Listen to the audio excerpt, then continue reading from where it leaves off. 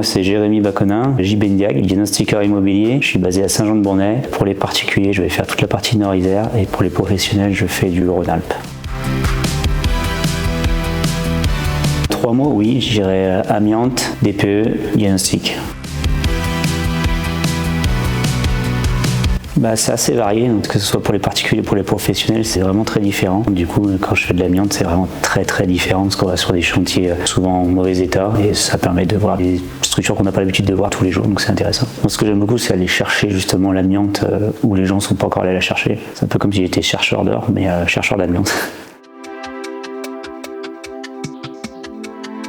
Je dirais pour les particuliers, oui, tout à fait, ça serait de m'appeler avant de faire des travaux pour justement qu'on discute sur ce que tu vas mettre en œuvre en termes énergétiques pour pouvoir rénover le mieux, avoir le meilleur DPE. Donc là concrètement, j'ai un ami il y a 1 an, je lui ai fait un DPE projeté, on a vu ensemble quel matériau, quel isolant il allait mettre, quelle pompe à chaleur il allait mettre, quel cumulus il allait mettre et en fonction ça lui faisait la lettre C. Je suis retourné cette semaine, il a fait exactement ce que je lui ai dit et du coup il est bien en lettre C, il n'y a pas de surprise quoi.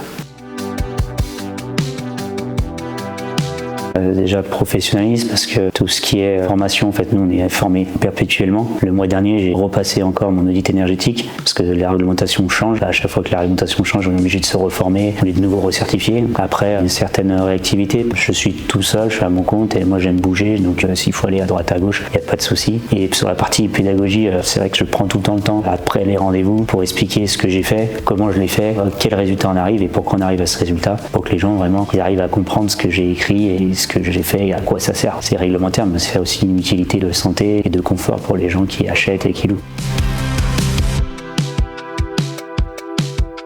Alors du coup, moi j'ai rejoint le collectif par connaissance. Moi j'ai monté ma société il y a 1 an et demi, je connaissais pas du tout ces réseaux. On m'a fait partager ça, j'ai trouvé ça plutôt sympa. Le collectif, ça reste un petit groupe. L'avantage, c'est que quand on est à notre compte, souvent on est tout seul. On a des questions. Avant, quand on était salarié, on demandait à notre patron qui lui se débrouillait pour trouver la réponse. Maintenant c'est plus le cas. Donc le fait qu'il y ait une trentaine de personnes professionnelles, déjà sur cet aspect-là, ça nous aide quand on a des lacunes, parce que malheureusement on peut pas tout connaître. Et des domaines, que ce soit du RH, de la comptabilité, des choses comme ça, on connaît pas, c'est pas notre métier propre, donc c'est important. Après l'aspect business, parce que c'est vrai que ça nous apporte quand même un peu de business et de visibilité sur l'année, on sait que ces gens nous connaissent, et puis pour l'aspect aussi relationnel, parce que quand on est tout seul, de temps en temps, d'être avec des gens qui parlent le même langage, ça nous apporte un peu des petites clés, des petites techniques pour aller chercher des chantiers, pour avancer quoi.